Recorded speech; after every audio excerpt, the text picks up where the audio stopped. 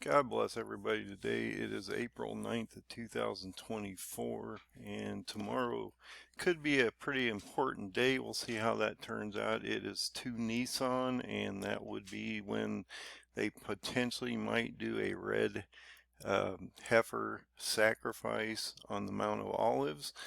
And also you have the ending of Ramadan at the same time, and so question is, will something break out if they actually do a red heifer sacrifice and try to do a purification ceremony on the Mount of Olives as Ramadan is ending?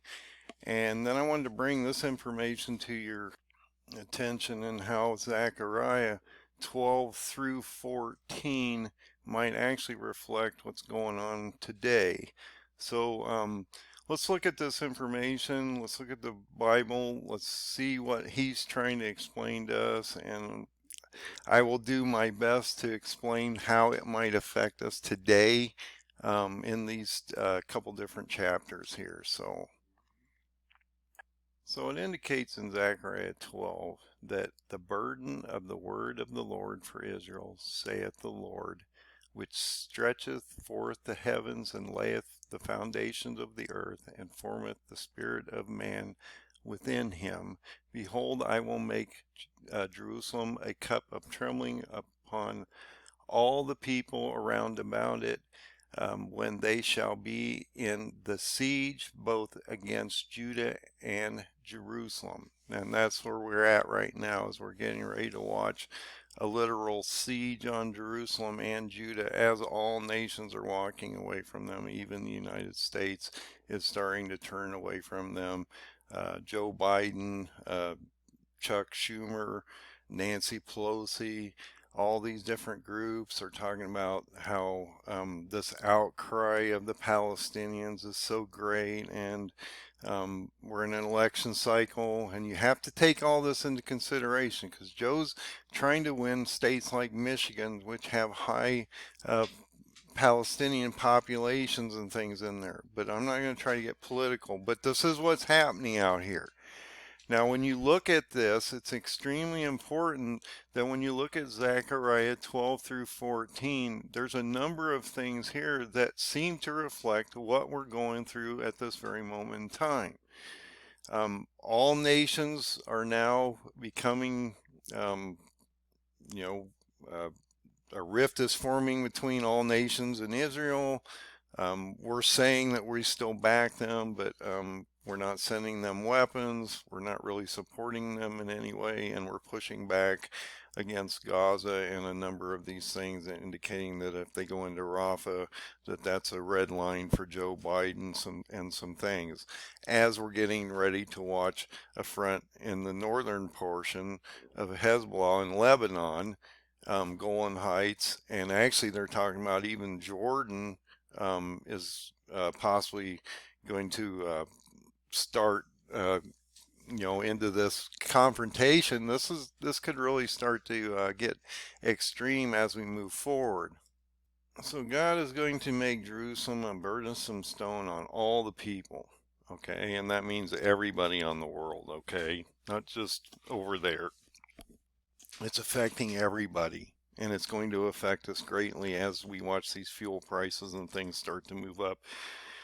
Massive amount of refugees are going to come out of both the south, out of the north of Hezbollah. You've got other groups coming in. Yemen just talked about 400,000 armed groups of people getting ready to enter this confrontation. There's so many things going on out here, guys. So we need to really understand that this is getting ready to light up. And Iran has given the green light to basically do a retaliatory strike for that general in Damascus in Syria that was killed a few days ago. And so that is getting ready to be green lighted. And so all these factions are getting ready to come together against Israel as we get ready to walk away from them and distance ourselves because we don't want to place ourselves into another war. Okay, especially during an election cycle. Now you can relate some of this stuff with Isaiah, okay? Because as you get into here, you're going to realize that there's going to be a plague that's put on these nations that are attacking Israel, and they literally smite and kill each other and things like that. And so when he's talking about this, you need to realize that there's a layering effect going on against the 10 nations that are literally attacking his nation at the same time. Not only is Jesus destroying those nations, God's inducing plagues and things upon them that literally they go against each other and kill themselves, and their leader dies also. So there's a lot going on the ground, and it even affects the animals, as we can see, because he says that he will smite every horse with astonishment and every rider with madness. Okay, he will open mine eyes upon the house of Judah, and I will smite every horse of the people with blindness. The governors of Judah shall say in their heart, the inhabitants of Jerusalem shall be my strength in the Lord of hosts their God. In that day I will make governors of Judah like a hearth of fire among the wood. Literally, he's going to just, we're talking about the sixth seal here, guys, and I've talked about how he's going to send surgical strikes from heaven down upon these nations. We're talking about Ezekiel 38 and 39 here. All these prophecies are culminating together at one time right now. So as these 10 nations are literally attacking his city, his country, he's going to decimate them with surgical strikes from heaven on a sixth seal event from the wrath of the Lamb. And if you look at the sixth seal event, there's stars falling from heaven onto what? These armies that are attacking his nation and his people. Okay? But he's also inducing these plagues and things against the nations that are going against him, okay? And they literally will turn against themselves and kill each other. There will only be a small residue of people left by the time this is done that are against Israel, okay? But they will form into those, they'll form from 10 regions into 4, and that will then convert into a beast kingdom as Antichrist gets ready to rise here after we see him Erdogan destroyed on the sixth seal, and yes, Turkey is involved in this. All nations that are going against Israel right now, and Turkey's been one of the most outspoken, will be affected by this. So he talks about how he's going to actually devour these people all over the place, on the right hand, on the left hand. Jerusalem shall be inhabited again in its own place, so they'll be under captivity again. They've had a nation for, since 1948, but they're now going to be under captivity again. Okay, guys, they're under judgment. We need to understand this. Says the Lord shall save the tents of Judah first, that the glory of the house of David and the glory of the inhabitants of Jerusalem do not magnify themselves against Judah. In that day shall the Lord defend the inhabitants of Jerusalem. But look, as he moves forward here, 2/3 of them will die. He's only going to protect the people that truly believe in the Lord Jesus, okay? And it's going to stipulate this as we move forward. So just realize there's under massive judgments.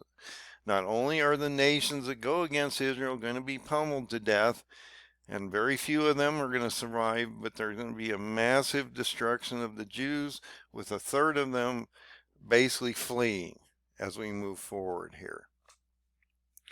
So he that is feeble among them at that day shall be as David, and the house of David shall be as God, and the angel of the Lord before them. And I shall come to pass in that day that I shall seek to destroy all the nations that come against Jerusalem. Okay, now we're talking about a sixth seal event. Okay, so Revelation 6, verse 12 through 17. You can look at Ezekiel 38 through 39. chapters. You can also look at 2 Kings 24, 1 and 2, because it talks about how these nations, Turkey will come into the game or is preparing to come into the game, but then we see this attack by 4 regions around Lebanon, Golan Heights, and the West Bank area, Jordan, Syria areas. And so that I talked about many, many times, and how that was going to be one of the things that were going to affect you tremendously as we move forward. And then it indicates that he's going to pour down grace and supplication on the nation, inhabitants of Jerusalem. Now, you got to understand, he's going through a selection process, and I don't mean to be crass about this. He's literally picking the third of the Jews that believe in him, and he's going to save them and hide them for 1260 days as we get ready to move forward here. So he's only going to protect the true believers of Jesus, that believe that Jesus is the Son of God, and that they're true Messianic Jews, okay? The rest are going to be under judgment of fire, okay? And that's something that none of us can control. It's just the way it goes here, and all nations are going to have a remnant by the time they're done here.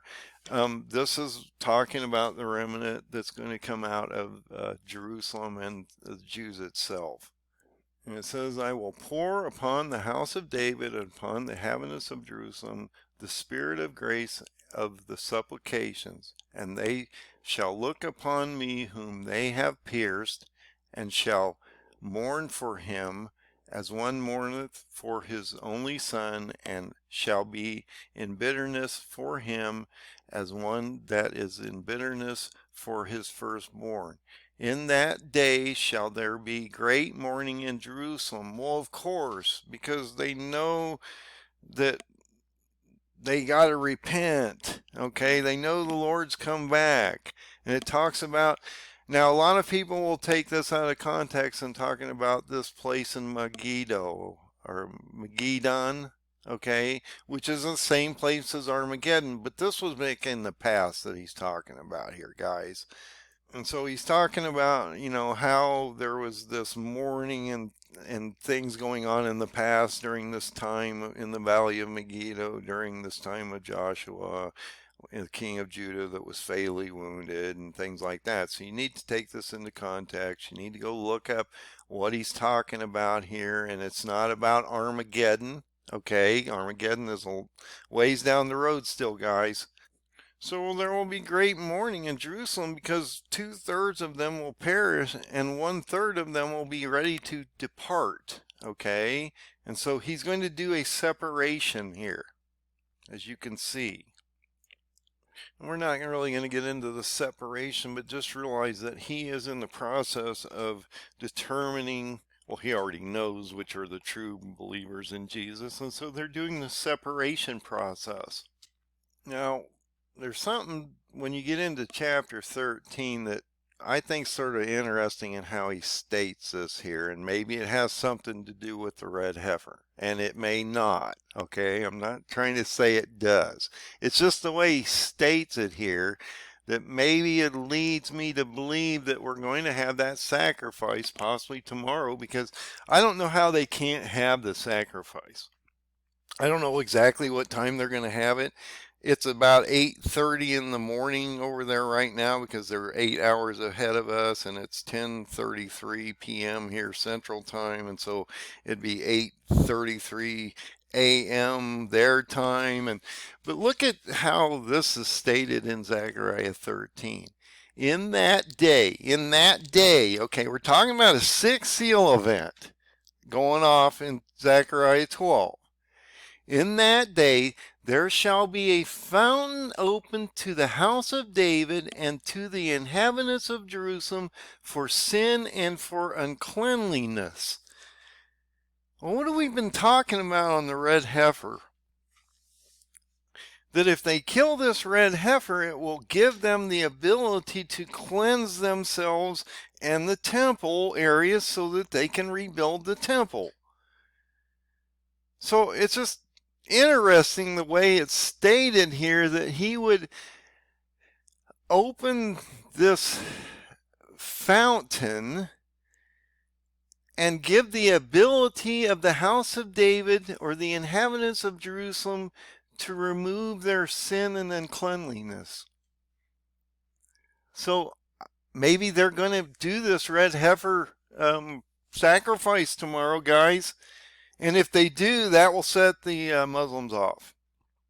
Okay, and maybe that will be the day that, we're talking about Hezbollah getting in here on the last day of Ramadan, or maybe the day right after Ramadan, or whatever. They're going to get into this. Iran's already made the call. They just haven't launched anything yet. So this is going to really open up. And that's one of the reasons they pulled all those people from the south to move them up to the north to reposition them, because they've got the south somewhat under control right now, and they're concerned about the north and the east, which is getting ready to break out. But just sort of look at that verse and indicate, I'm trying to understand what he's saying there. In that day, the day of that destruction, while Israel and Judah is being attacked, we have this fountain opened in the house of David to the inhabitants of Jerusalem for sin and for uncleanliness. It just seems like it sort of rings out a red heifer thing going on there, but I may be wrong. And it shall come to pass in that day, saith the Lord of hosts, that I will cut off the names of the idols out of the land, and they shall no more be remembered, and also I shall cause the prophets and the unclean spirit to pass out of the land. Now, the reason I always stated that they would not profane God after this point, because the 1/3 of the Messianic Jews will be saved and hidden. So why would they ever curse him at that point when they're being hidden for the 1260 days of tribulation, great tribulation that's getting ready to take over the world? Okay, and so I've always gone against some of the teachers on that, because I believe that we're sort of getting that wrong, that the Jews won't, look, the third of the Jews that are saved, and you're going to see how they're going to get saved here, which I think is really important, and where it occurs really matters, that when they're saved, they're not going to profane him anymore. Why would they? And once this is over and they get to the seventh trumpet and the Lord comes back, and actually comes back, now we're talking about sixth seal. A lot going on with the Lord. The wrath of the Lamb is happening here, but he's not come back yet until the seventh trumpet, okay? But he is going to destroy the nations that are attacking his nation and his city, and save the remnant prior to the 1260 days. So he's going to destroy all the false prophets, all the people that have been lying, that there's peace, peace, peace, and it's all beautiful, and there's no judgment to the Jews, and there's, that only 1/3 will survive. If you go over and talk to them, Jesus or God is going to save them, and they're not going to be affected by this somehow in a lot of ways, because God's just going to decimate them all, and they're going to, and victory is there. That is not how this works. The Jews are under massive judgment.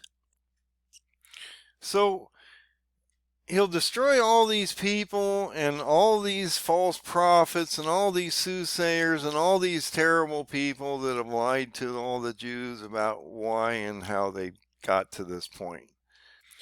All of their prophets will be ashamed of their visions, because they did not prophesy properly, and they've deceived their people, and so they know they're under judgment, and so they're trying to figure out how to deal with that. So he's literally placing judgment against his own people. He's placing them under the sword. And then he scatters them, okay? And that they're going to have to make a really hard choice here, because it indicates that it shall come to pass that in the land, saith the Lord, 2 parts within shall be cut off and die, but 1/3 shall be left within. Why? Because it's the remnant. It's the third of the Jews that he talks about moving through what? The fire, refining them as silver, refining them as gold, and then placing them into a condition that they are true believers of Jesus, so that they can be saved and removed from this situation through the power of Jesus himself. They shall carry on my name, and I will hear them, and I will say, it is my people, and they shall say, the Lord is my God.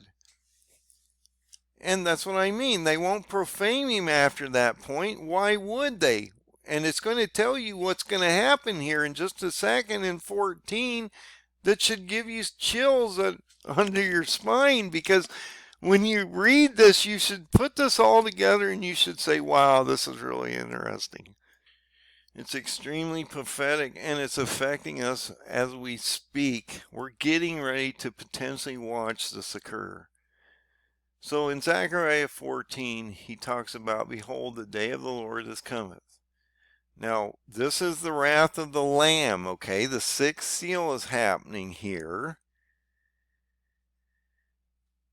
And he's going to decimate those 10 nations. He's going to destroy the Jews that are bad through the sword. Look, all these judgments are dealt with God.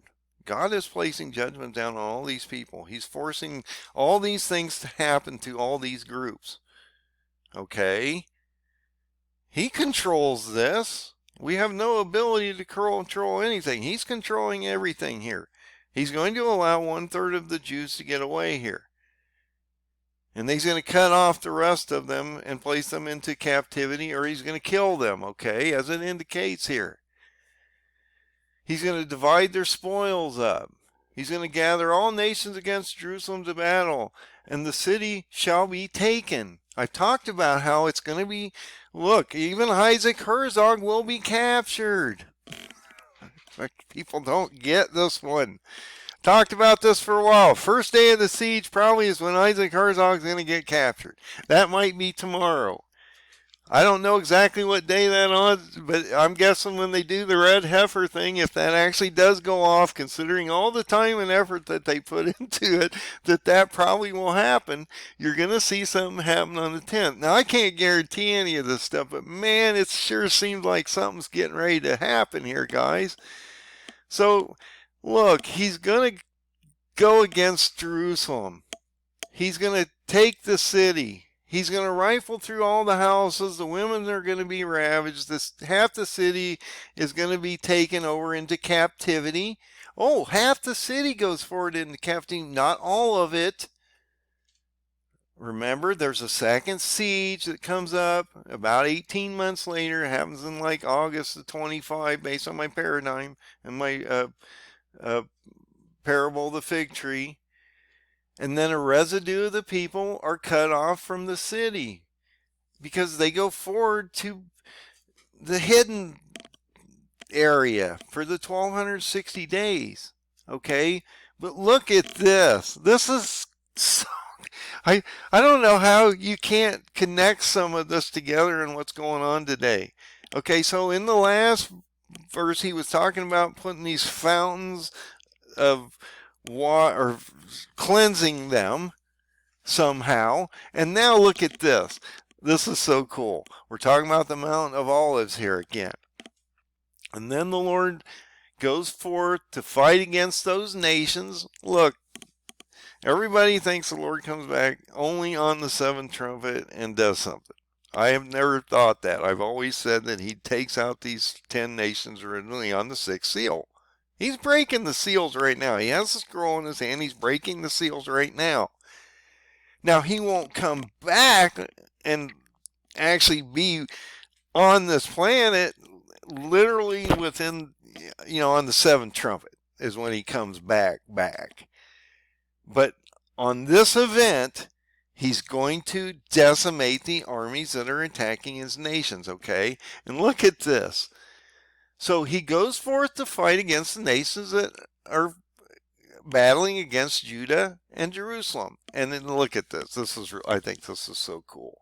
So let's say you're having a red heifer sacrifice on the Mount of Olives, which would force the Muslims then to react to that, because they don't want that to happen, because if they actually do the sacrifice, that would then potentially desecrate the mount where Al-Azhar Mosque and the Rock of the Dome is, and so that would also then signal to them that the prophecy potentially might come true, that the Lord Jesus would come back and different things like that. So they don't want that to occur, and so they would try to stop that. And then what happens? His feet shall stand in that day upon the Mount of Olives, which is before Jerusalem on the east, and the Mount of Olives shall cleave in the midst thereof towards the east and towards the west. Now, I've talked about this in a number of my videos, and I'm not sure people understood exactly where I came up with all this stuff. I've talked about how the Lord will create like an Exodus event, like a Red Sea event for the third of the Jews from Jerusalem or Israel to Jordan to be hidden.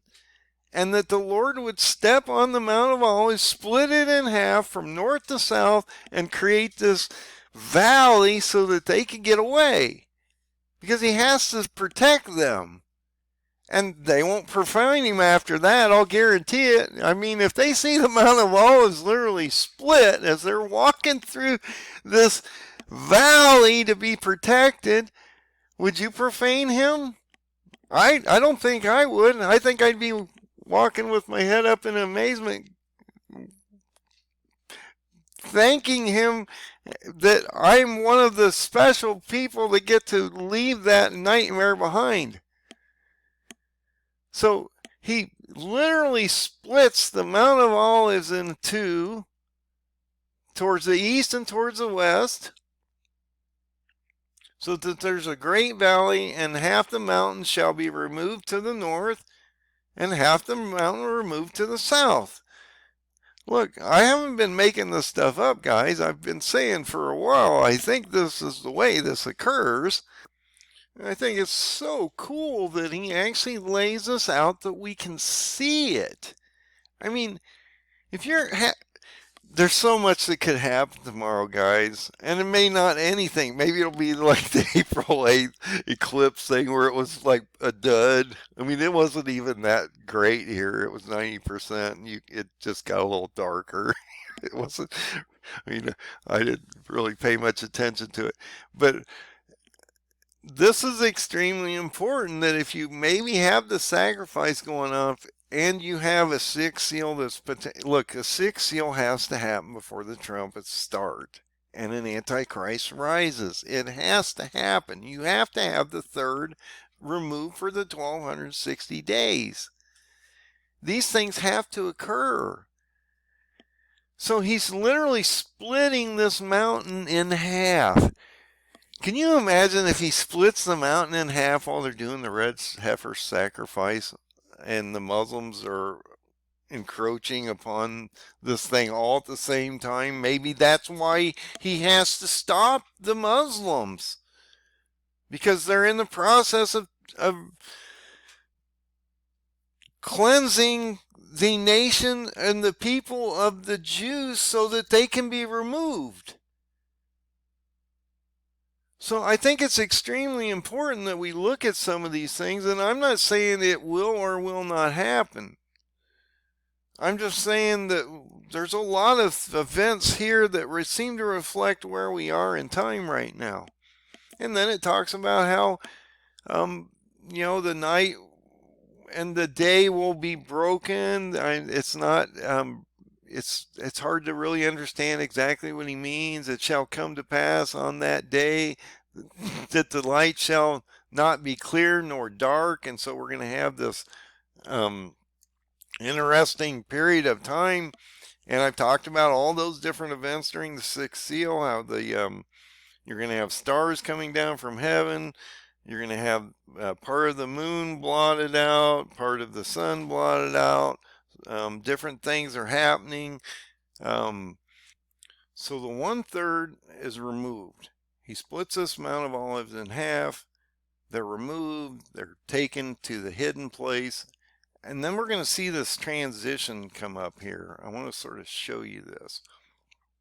He says, ye shall flee to the valley of the mountains, for the valley of the mountains shall reach to Azul. That's just like east of Jerusalem, which is the Mount of Olives. So he's talking about splitting the Mount of Olives. And so if you look at the Mount of Olives, he's going to split that. And so that goes towards the east. And that's going to then allow these people to flee before the earthquake in the days. And that's what I mean. There's an earthquake. So now we're talking about the sixth seal, because if you look at the sixth seal, there's an earthquake event that's happening there. And all the saints will be taken away. So he's talking about, look, these saints that he's talking about here, are talking about these people that are true believers in the Lord Jesus. Okay, and he's going to remove them. Okay, and he talks about how in that day it will come to pass that the light shall be not clear nor dark. And so there's going to be some kind of effect in the sky. We talked about how in the sixth seal you have the third of the stars being affected, third of the moon, a third of the sun. All these different effects are happening in that.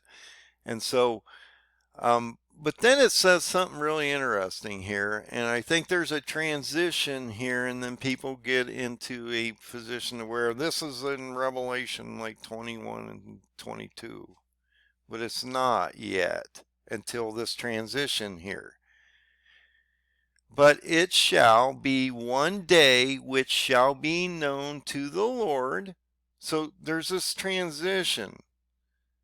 He's talking about in this day that will only be known to the Lord, that not day nor night, but it shall come to pass that at evening time it shall be light. Now, I'm not sure exactly what that means. We could talk about that for a long, long time.